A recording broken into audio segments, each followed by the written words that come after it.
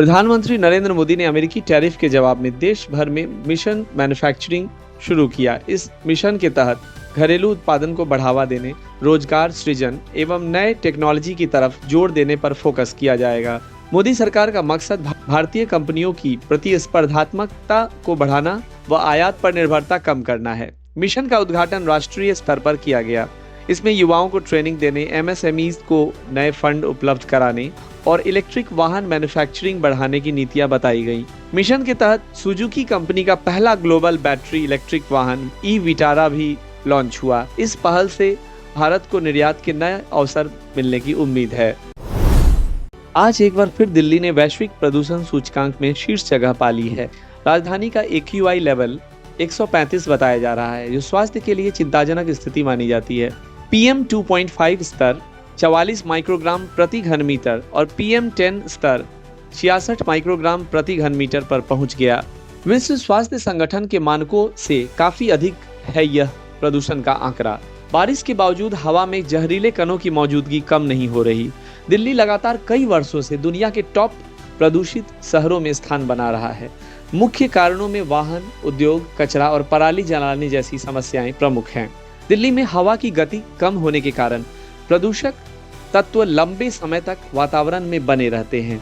स्वास्थ्य विशेषज्ञ बच्चों, बुजुर्गों और अस्थमा मरीजों को विशेष सतर्कता बरतने की सलाह दे रहे हैं।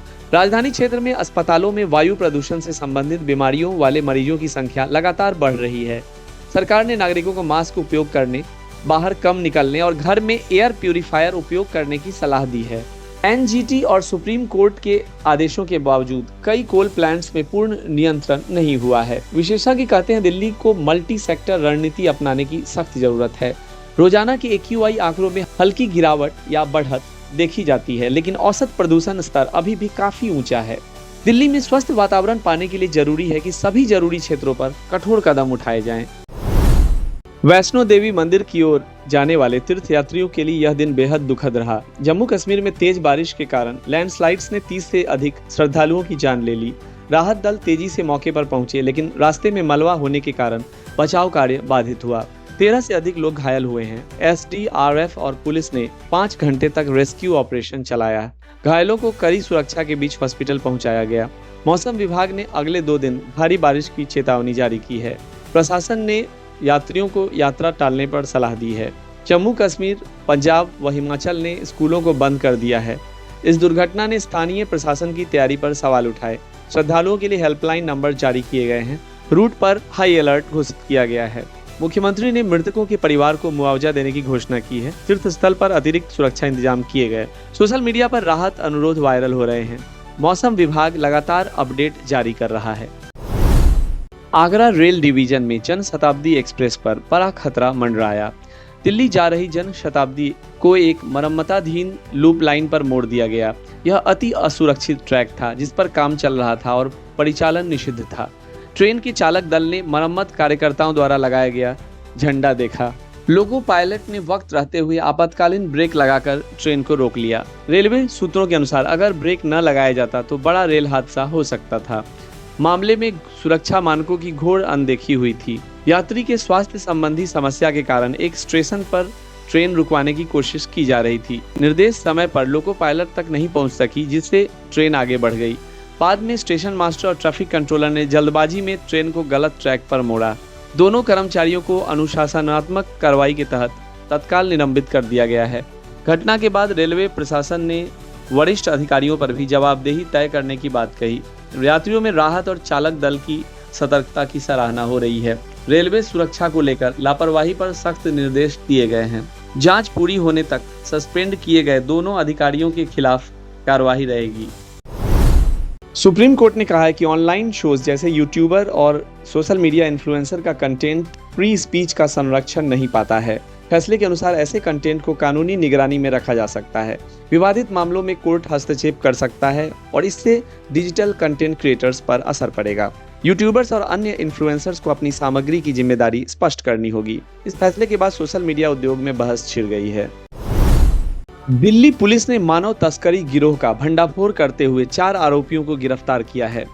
इस गिरोह से 2 नाबालिग लड़कियों और 1 नाबालिग लड़के को बरामद किया गया है। यह गिरोह गरीब परिवारों से बच्चों को पकड़कर उन्हें बाल विवाह या नौकरी के नाम पर धोखा देकर दिल्ली या अन्य जगहों पर काम करने के लिए ले जा रहा था।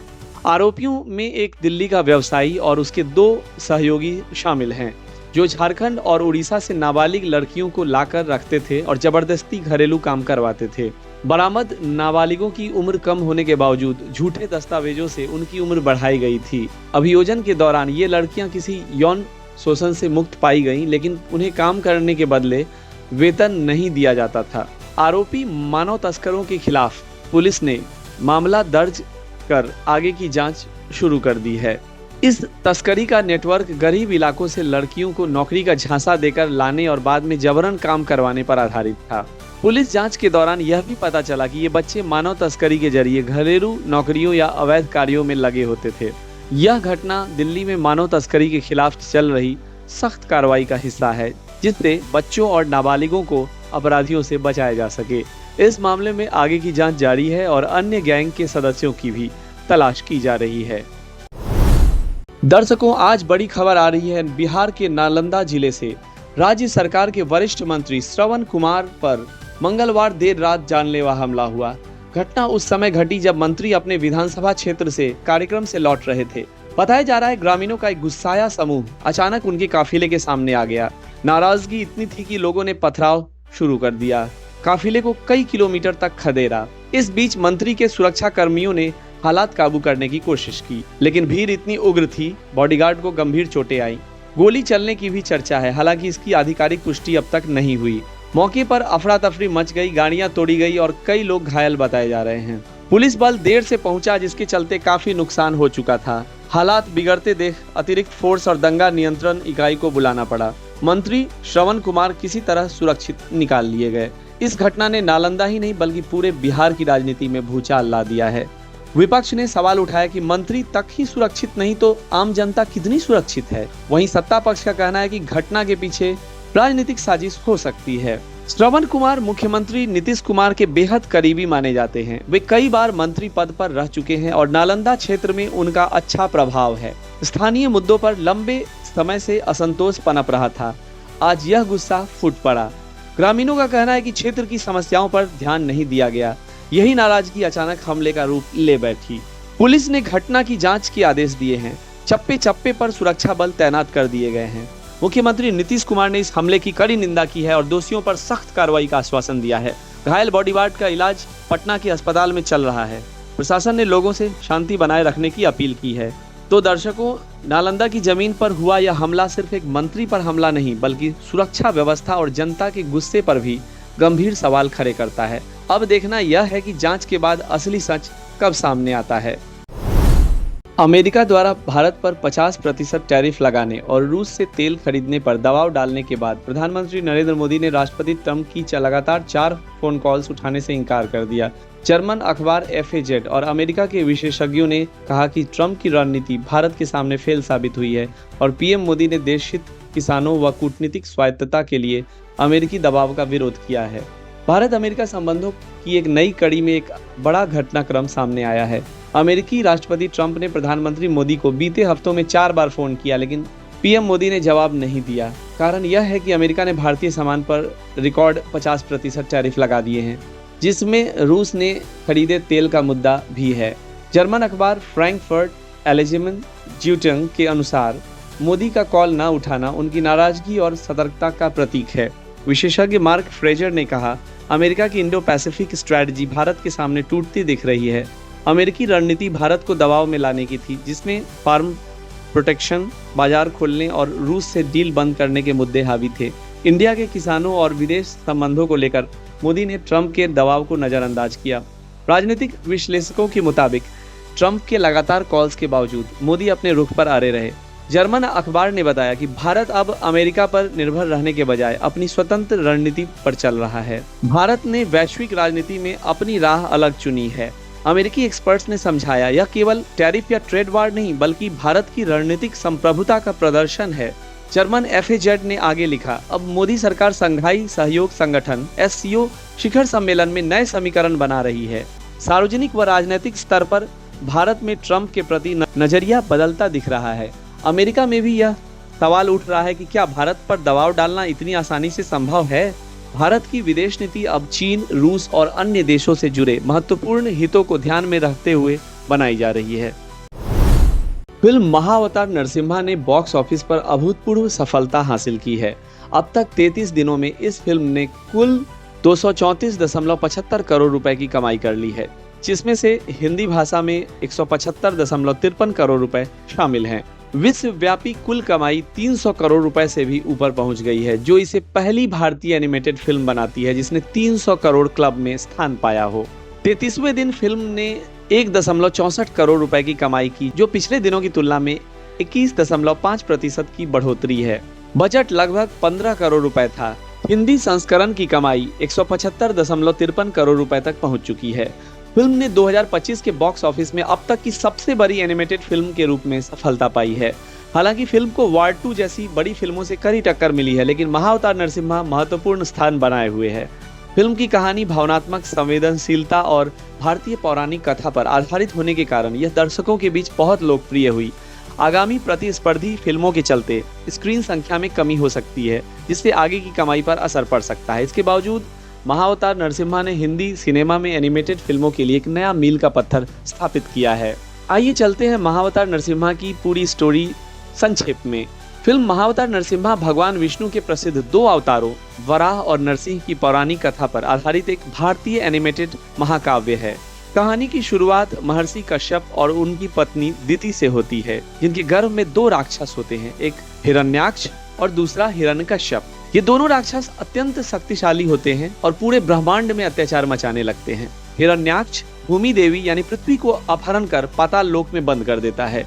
इसे छुड़ाने के लिए भगवान विष्णु वराह अवतार लेते हैं, जो एक दिव्य सुअर का रूप है, और हिरण्याक्ष का वध करते हैं। हिरण्यकश्यप अपने भाई की मौत से क्रोधित होकर तपस्या करता है और ब्रह्मा से वरदान प्राप्त करता है कि वह किसी भी देव, मानव या पशु के द्वारा मारा नहीं जा सकेगा। न दिन में, न रात में, न अंदर, न बाहर, धरती पर या आकाश में, न हथियार या हाथ से। हिरण्यकश्यप खुद को भगवान समझने लगता है और अपने भक्तों पर अत्याचार करता है। उसका पुत्र प्रहलाद भगवान विष्णु का परम भक्त होता है, जिसके कारण हिरण्यकश्यप उसे भी नहीं छोड़ता। कई बार प्रहलाद की हत्या की कोशिशें विफल हो जाती हैं, जिसमें होलिका दहन का प्रसंग भी आता है। अंततः भगवान विष्णु नरसिंह अवतार लेते हैं, जो आधे मनुष्य और आधे सिंह के रूप में प्रकट होते हैं। वे हिरण्यकश्यप का वध करते हैं, जैसा कि वरदान की शर्तों के अनुसार संभव था। न दिन, न रात, न अंदर, न बाहर, न हथियार से, न हाथ से, और न ही किसी जीव द्वारा। यह कथा दैवीय न्याय, अटूट विश्वास और धर्म की रक्षा की महान दास्तां है। फिल्म में प्रहलाद की भक्ति, हिरण्यकश्यप के अहंकार व अत्याचार, भगवान विष्णु के अवतारों की महत्ता को बखूबी दिखाया गया है। यह फिल्म बच्चों और परिवार दोनों के लिए मनोरंजक और शिक्षाप्रद है, जिसमें उच्च गुणवत्ता वाले भारतीय एनिमेशन और VFX का प्रयोग किया गया है।